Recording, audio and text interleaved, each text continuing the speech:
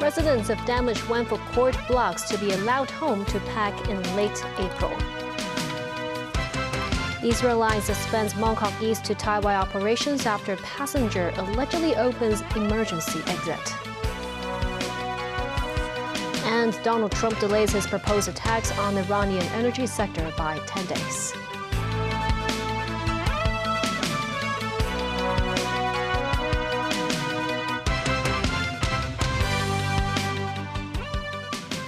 Good evening and thank you for joining us. Residents of 7 fire-hit buildings at Wanford Court and Tai Po can return to their flats to collect their belongings over 3 phases from April 20th to May 4th. Each household can send up to 4 people in at a time with a maximum stay of no more than 3 hours per visit.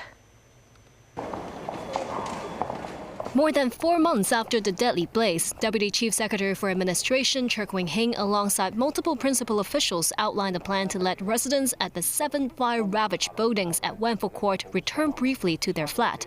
The first in line are residents at Wang Sun House, who can retrieve their belongings at their units over 3 days starting April 20th. They will also help test out and streamline the procedures. The following 2 phases will each cover 3 buildings, including Wang Cheng House, the block that first went up in flames. Chek Wing-hing says the approach is to tackle the simpler ones first before moving on to those more complex, with some alternate access arranged between floors and units to avoid overcrowding. As the buildings are burnt to a different degree, some will allow lower floor access first. Residents will be notified individually through social workers and must register in advance. Each household can have up to 4 people returning to their unit at the same time. In some units with structural damage, access will be limited to 2 people or just 1 for 17 more severely damaged units. Each household can stay in the unit for up to 3 hours. Residents will be given protective gear including helmets, gloves and masks. Secretary for Housing Winnie Ho says, in some cases one can only stay in the living room as conditions remain hazardous, noting that residents should not cross safety cordons. The operation is expected to involve some 1,700 households with more than 7,000 people. For suspected cases of stolen items, residents can report to police.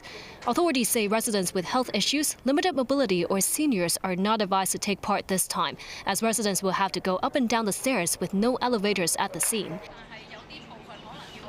Wang Tai House resident 68-year-old Mr. Ip lost his wife in the blaze. He says his priority is to retrieve his wife's belongings, including the bracelet that his mother gave his wife. As it might be the last time he returns to their former home, Mr. Ip hopes to bid a proper farewell this time, especially when it's where his wife left the world. Some residents meanwhile say the 3-hour cap is too restrictive. Wang Cheng House resident Mr. Lee says that might not be enough for people to gather personal items. That's especially when some workers can be seen entering and leaving the site casually. A passenger opened the rear emergency exit of an MTR train that was traveling from Kowloon Tong towards Tai Wai Station along the East Rail Line in the late afternoon. He then walked along the train tracks before being found semi-unconscious an hour later. He allegedly suffered from an electric shock. The incident led to the suspension of train services between Mongkok East and Tai Wai stations for most of the late afternoon and early evening. Normal services have since resumed. After the initial incident, passengers could be seen evacuating from a northbound East Rail Line train at Kowloon Tong Station, with firefighters and paramedics on standby. MTR staff members were deployed into the tunnel. Police say they received 2 separate reports at around 4 p.m. from Tai Wai and Kowloon Tong stations, respectively, that a man attempted to enter the driver's cabin. The MTR Corporation meanwhile says, according to preliminary information, a man opened the emergency exit on a train and entered the tracks. The man was found in the tunnel shortly before 6 p.m. between Kowloon Tong and Tai Wai stations. Former MTR engineer Gary Zhang says emergency exits at both ends of the train are designed strictly for evacuation. Once the door is opened, the train automatically enters an emergency state and cannot be restarted. Under the MTR bylaws, passengers must not forcibly open train doors or emergency exits without authorization unless in genuine emergencies. Offenders face a maximum fine of $5,000. MTR fares will not be adjusted this year under the fare adjustment mechanism. This, as the Census and Statistics Department says the transport sector's nominal wage index rose 3% year-on-year in December, alongside a 1.4% increase in the composite consumer price index and a 0.8% productivity factor. The MTR fare adjustment formula sees a supposed 1.4% price hike, but the figure falls short of the 1.5% threshold required to trigger a fare change, so the fare will be frozen for another year. The first registration tax concessions for electric vehicles under the 1-for-1 replacement scheme is set to end in a few days. This, as some local scrapyard managers said, while they have collected close to 1,000 petrol cars over the past month, they have been unable to export them owing to the recent war in Iran. Timothy Lee reports. The FRT concessions for the government's 1-for-1 EV replacement scheme, which has been in effect for the last 8 years, will reach its end in the coming days. Several car showrooms in Kowloon Bay offering EVs were left with just a limited supply of vehicle models put on display, as most of their EV stock have already been sold. Amid the shortage of vehicles, this distributor for a mainland EV brand said it is left with just 6 vehicles in stock this afternoon. The company's manager said many of its clients were eager to take advantage of the tax concessions and were willing to purchase less optimal EV choices before the end of the measure. Besides EV showrooms, Hong Kong scrapyards are also facing challenges brought upon by the cessation of the scheme. Here at this scrapyard in Cam Tin, the local manager said it had already been receiving at least 20 second-hand vehicles per day over the past month. He said that the facility is already fully packed with vehicles. Most of these vehicles will be exported to Africa or the Middle East in the past, but owing to the recent conflicts between Iran, Israel, the US, and several neighboring countries in the region, there has been a surge in transportation costs, causing a major pileup of second-hand vehicles in local scrapyards. Timothy Lee, TVB News. Smoke was seen across Lebanon as Israel continued to trade fire with Hezbollah. In Washington, D.C., U.S. President Donald Trump held his first cabinet meeting since the start of the Iran war. Trump later confirmed he will delay attacks on the Iranian energy sector by 10 days. Meanwhile, a top Iranian diplomat said Iran is ready for any scenario in the war with the U.S. and Israel. Danny Rao tells us more. Smoke was seen across Lebanon as Israel continued to trade fire with Hezbollah. Lebanon's capital Beirut and the coastal city of Tyre were among the targets struck. The Israeli military has called for mass evacuations and sent ground troops deeper into Lebanon. Israel says it needs to establish a zone of control in the depopulated southern Lebanon to shield its own northern communities, which have faced daily rocket attacks since the Iran-backed militant Hezbollah group joined the wider war. In Washington, D.C., U.S. President Donald Trump held his first cabinet meeting since the start of the Iran war. Asked whether he's sticking to a 5-day delay to his plans to hold off on striking Iranian power plants unless the Strait of Hormuz was fully reopened, Trump said he didn't know.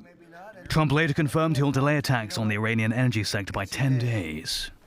Meanwhile, a top Iranian diplomat said Iran is ready for any scenario in the war with the US and Israel and warns that any attempt by them of a ground invasion would be a big mistake.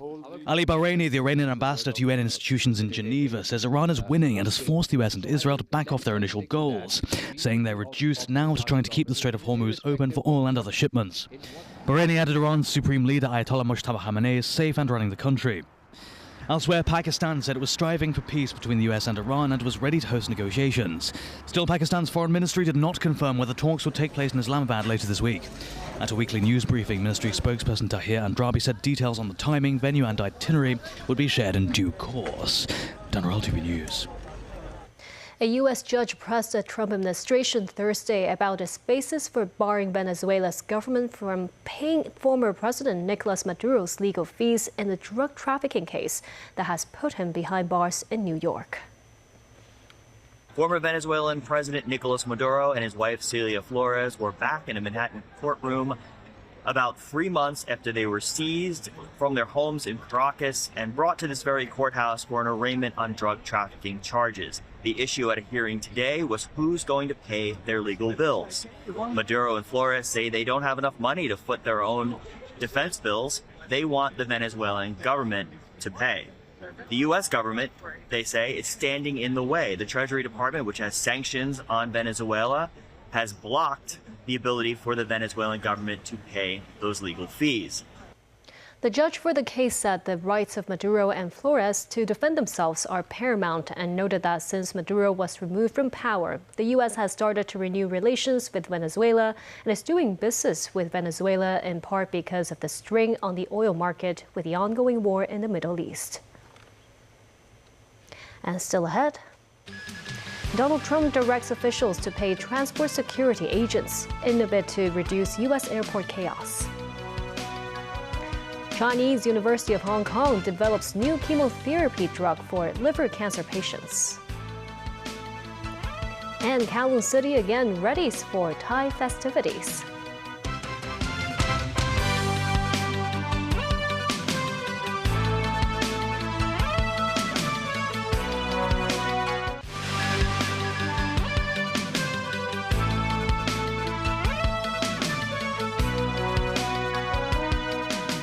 Welcome back. U.S. President Donald Trump has said he would sign an order instructing the Homeland Security Secretary to immediately pay Transportation Security Administration or TSA agents who have not received a full paycheck since mid-February. This as senators worked overnight into Friday, trying to end a budget impasse that has jammed airports and created hardship for workers. Tracy Furness has more. This was the scene at New York's LaGuardia Airport's Terminal B late Wednesday, the long queue extending virtually the whole length of the terminal. U.S. airports remaining jammed due to the short staffing at the TSA. The agency's acting head saying the TSA may have to shut down operations at some airports as travelers are experiencing record waiting times. Similar scenes in Houston, passengers having plenty of time while waiting in the security line to vent their frustration. I mean, you see all the videos, but I think it just feels like America, man. You don't experience this in a lot of other countries, and I just feel like it's unacceptable. Like, it should not be happening. The crowds have been really friendly. The staff's been great. The ICE guys and TSA guys have been wonderful. I just really upset with Congress for not doing their job to fund DHS so we can get rid of this mess. In Washington, TSA's deputy administrator described the hardship facing unpaid airport workers. Many in our workforce have missed bill payments, received eviction notices, had their cars repossessed and utilities shut off, lost their child care, defaulted on loans, damaged their credit line, and drained their retirement savings. Some are sleeping in their cars, selling their blood and plasma, and taking on second jobs to make ends meet, all while being expected to perform at the highest level when in uniform to protect the traveling public. The White House suggested invoking a national emergency to pay the TSA agents, but instead Trump's order will pay the agents using money from his 2025 tax bill, according to a senior administration official. At the same time, senators were working through the night on a package that would fund as much of the rest of the department as possible, including the Federal Emergency Management Agency and Coast Guard. Democrats have demanded restraints on the Homeland Security officers conducting the Trump administration's immigration enforcement actions before agreeing to fund those parts of the agency. Tracy Furness, TVB News. In New York City, the second of two runways at LaGuardia Airport where two Canadian pilots were killed in a jet and truck collision has reopened Thursday morning. The runway had been operating at limited capacity all week as authorities continue their investigation and work crews clean up debris. Danny Zhou has more.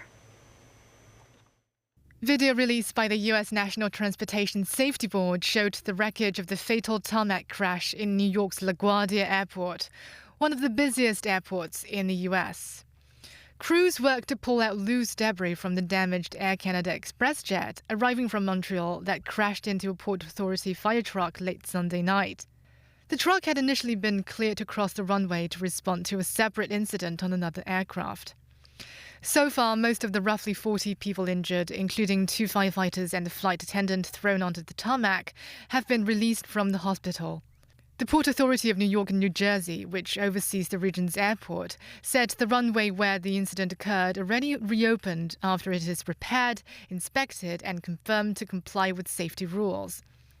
The bodies of the two deceased Air Canada pilots, Mackenzie Gunther and Antoine Forrest, are being repatriated to Ottawa and Montreal airports, respectively. Michael Russo, CEO of Air Canada, on Thursday offered apologies for expressing condolences only in English in a video message he released after the collision.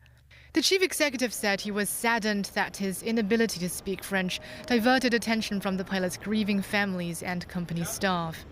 Canadian Prime Minister Mark Carney said Russo's English-only message shows a lack of compassion. Companies like Air Canada particularly have a responsibility to always communicate in both official languages, regardless of the situation.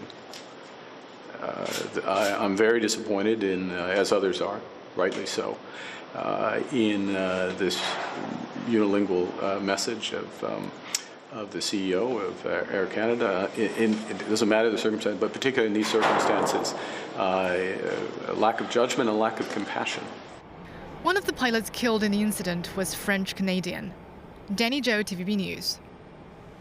2 U.S. senators have proposed a bill to prohibit the federal government from buying and operating Chinese-made humanoid robots while barring the use of federal funds in connection with the robots. The U.S. Senate Republican Conference Chairman Tom Cotton and Chuck Schumer, the top Democrat in the chamber, introduced the American Security Robotics Act. It seeks to ban unmanned ground vehicles like humanoid robots and remote surveillance vehicles developed by companies from countries deemed as adversaries, such as China. The bipartisan pair argued in a statement Thursday that these humanoid robots could pose a national security risk and alleged that they could contain backdoors that will make room for unauthorized access to American user data to send it back to China or be remotely controlled. But the bill would contain exemptions for the U.S. military and law enforcement agencies to study Chinese robots, provided that the robots cannot transmit data from China. A research team from the Chinese University of Hong Kong has developed a new chemotherapy drug formula that can extend the survival of patients with intermediate stage liver cancer by more than 17 months. 74-year-old Mr. Mac, who has been afflicted with chronic hepatitis B, experienced sudden weight loss a decade ago and was diagnosed with hepatocellular carcinoma. By the time of diagnosis, the disease had already advanced to a mid to late stage, leaving chemotherapy as the primary course of treatment. Referred to CUHK Faculty of Medicine clinical team, he received 4 rounds of transarterial chemotherapy. After the treatment, scans showed his overall liver tumors shrank by around 90%. Mr. Mac says he remained conscious and pain-free throughout the treatment, noting that the therapy's effectiveness has given cancer patients hope. The research team from CUHK says patients in such cases rarely survive for more than 2 years, and the treatment helps Mac remain in very good health over the past 10 years. According to the Faculty of Medicine of CUHK, this new chemotherapy drug formula uses the water-free chemotherapy agent cisplatin combined with iodized oil, allowing the drug to dissolve slowly in the bloodstream, so the drug can maintain a high concentration within the tumor over a longer period. The research team says the treatment is minimally invasive, as the incision is only about the size of a sesame seed. It does not require general anesthesia either, and patients usually recover within a week. Between 2016 and 2023, the team conducted clinical trials involving 77 liver cancer patients aged 49 to 86, receiving traditional and new formulas over 6 months. Imaging scans show 90% of the tumors were completely eliminated among patients who took the new formulation. Median overall survival reached 53.3 months, some 17 months more than patients who used the traditional method. In terms of side effects, patients have more elevated liver enzymes, but most liver dysfunction cases return to normal within 2 weeks. Residents will be able to quench their thirst for massive water gun fights at the annual Thai Songkran festival set to be held in Kowloon City between the 11th and 12th of April. Timothy Lee tells us more. Organized by the Kowloon City District Office of the Home Affairs Department, as well as the local district council and various other sectors, this year's Songkran Festival, also known as Thai New Year, will take place between the 11th and 12th of next month, primarily within Carpenter Road Park. In a bid to encourage residents to spend more during their visit, the event included a special discount measure whereby visitors can get a $10 voucher specified for venues at the Thai Festival for every $200 they spend at designated stores. While the annual event offers a variety of activities ranging from Muay Thai performances, traditional dances, to regional delicacies from Southeast Asian nation, Songkran is perhaps most famous for its large-scale water gun fights.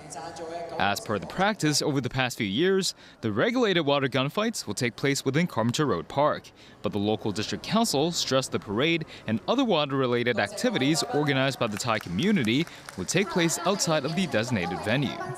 Ideally, we'll have them all in the basketball court. Yeah. But of course, we also have the parade session, which is run by the Thai community that has been going on for years. So we don't actually, we do help them do the roadblocks, and we do help them communicate with the government and the police on the actual incident, on the actual parade. But then whether or not the Thai community water splashing themselves, that's another situation that we're not really familiar with. Yeah.